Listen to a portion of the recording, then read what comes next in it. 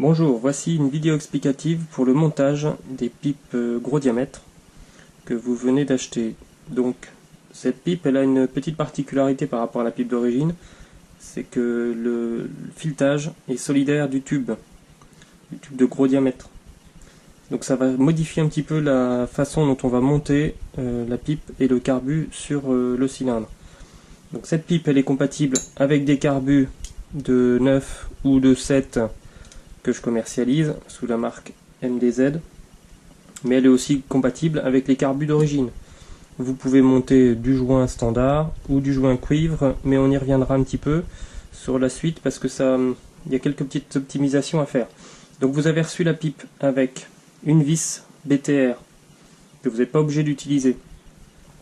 À savoir que cette vis, elle est fournie tout simplement parce qu'il est galère de passer la clé de 9 ici en dessous le tuyau. Alors pour simplifier, moi ce que je vous propose c'est une BTR que vous mettez et vous utilisez une clé comme ça, une clé Allen à olive qui vous permet d'avoir un petit peu d'inclinaison au moment du vissage. Donc ça facilite. Moi je les utilise, je trouve que c'est une bonne solution, donc maintenant je les livre avec. Vous allez recevoir aussi avec 2 rondelles. Donc on va voir maintenant pourquoi tout cet échantillonnage de pièces. Pour le montage, il vous faudra une clé de 9, une clé Allen, de la colle, alors soit de la 638, soit du frein filet fort rouge. Il vous faudra donc le carbu, donc j'en ai mis un en pièces pour vous montrer comment l'assembler. Et ce qu'il vous faudra aussi, c'est avoir un support de filtre à air en bon état. Vous voyez celui-là, ici là, il est enfoncé. Voilà. Donc ça, c'est poubelle, ou alors vous essayez de le décabosser, mais bon, peu de chance d'y arriver. Il faut qu'il ait vraiment une forme ici horizontale, parce que sinon votre filtre à air va mal tenir, votre capot de filtre à air va mal tenir, ça va mal rester emboîté sur le carburateur.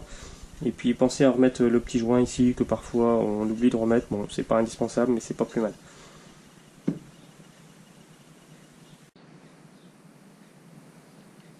Vous allez commencer le montage par mettre les 2 rondelles sous les 2 écrous de culasse situés à l'avant du moteur, côté fil d'allumage, ici. Et là, ça va permettre de bien caler le support de filtre à air. Ensuite, votre carburateur, vous le mettez en pièces. Alors, vous allez mettre une pipe diamètre 10 intérieur, avec un carbu d'origine, peu d'intérêt. Moi ce que je vous conseille c'est le carbu soit préparé par vos soins, soit directement prêt. Celui-ci il est marqué 6,5 mais en réalité il fait 9 mm intérieur. Donc vous avez une correspondance entre le carbu, la pipe et le cylindre. Les conduits seront bien alignés et là vous aurez les performances optimales. Donc la différence par rapport à avant, c'est qu'avec un carbu d'origine, vous avez un écrou. Ici vous avez ce petit joint que vous enfilez sur la pipe, là c'est complètement modifié. Donc vous enlevez l'écrou, vous enlevez le petit joint, vous pressez tout, vous mettez votre carbu à nu comme ça, vous mettez de la colle, ici, pas la peine d'en mettre une tonne, vous vissez votre carbu, et alors là vous allez me dire, quand je visse à fond, je tombe dans une position aberrante. Oui, c'est aberrant. Tout simplement parce qu'il n'y a pas un carburateur qui est taraudé pareil. Donc il y en a qui vont tomber comme ça, d'autres qui vont tomber comme ça, d'autres qui vont tomber correctement ou carrément à 45 degrés. C'est pour ça qu'on met la colle. Donc vous mettez votre carbu à peu près dans la position dans laquelle il doit se trouver. Voilà. Pendant que la colle est encore fraîche, vous l'assemblez. Donc votre vis de 9 ici, votre vis BTR. Pas forcément obligé de mettre le joint dans le premier assemblage, c'est un montage à blanc. Donc je vous passe le temps de vissage, je vais faire un petit raccourci. Donc vous vissez votre pipe, vous la laissez avec un petit peu de mobilité. Faut pas qu'elle soit serrée complètement. Votre carbu pour le moment il bouge encore parce que la colle est pas sèche. Vous mettez votre filtre à essence. Hop. Vous mettez votre filtre à air en emboîtant bien le filtre à essence ici là. Hop. vous alignez votre carbu. Voilà, ça s'emboîte. On met la vis qui maintient la coiffe.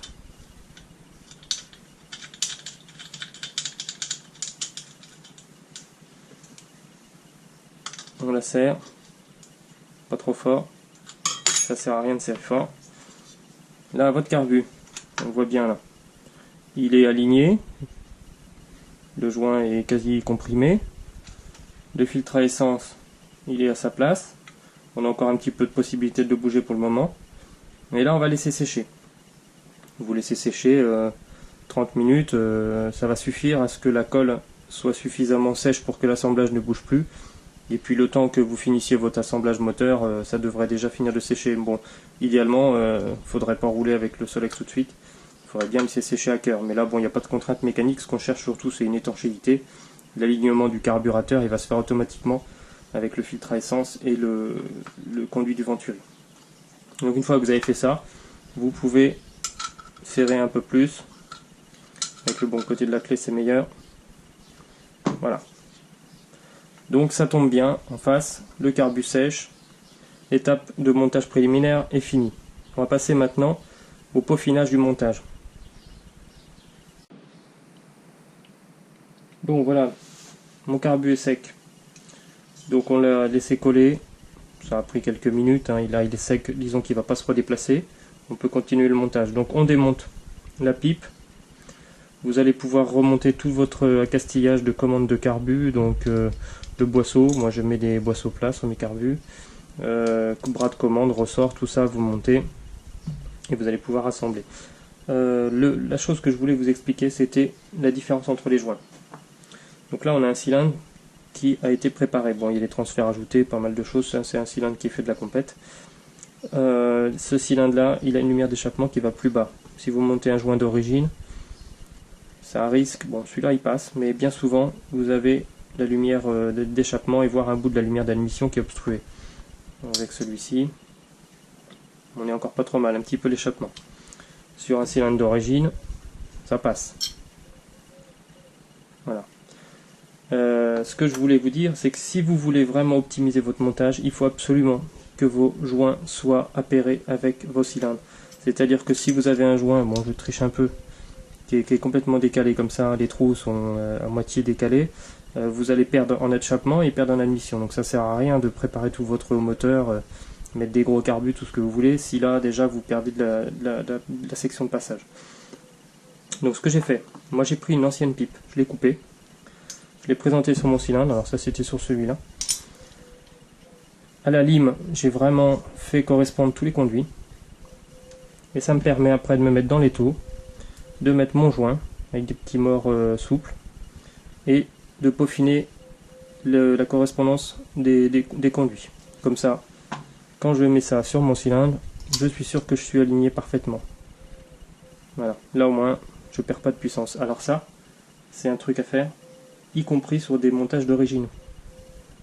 Vous faites ça, c'est un gage de bon montage. Ensuite, si vous voulez monter des joints cuivre, il faut une planéité parfaite. Donc vous allez recevoir votre pipe noire comme ça. Vous la prenez, vous la mettez sur le papier à poncer sur un marbre, quelques allers-retours. Et puis bon, au bout de quelques allers-retours, vous allez obtenir ça.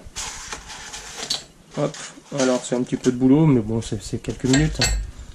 Et c'est propre. Alors si vous montez un joint carton, pas besoin de vous embêter, l'épaisseur du carton va largement compenser les petits défauts de planéité.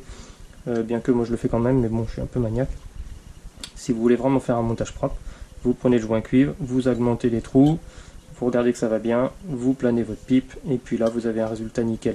Votre joint, vous le faites recuire. Il y a Germain Beauvais qui a fait un très bon tuto là-dessus, vous regardez sur YouTube, ses vidéos sont super. Salut Germain. Et il vous expliquera comment les faire recuire. Ensuite, ce que je voulais vous dire, si vous montez un gros carbu, une grosse pipe, voire un gros échappement, et que vous mettez un cylindre alu ou une prépa, enfin bon, tout ce que vous voulez, si vous amenez pas plus d'essence, ça sert pas à grand chose. Donc moi ce que je vous conseille, c'est ces deux gicleurs.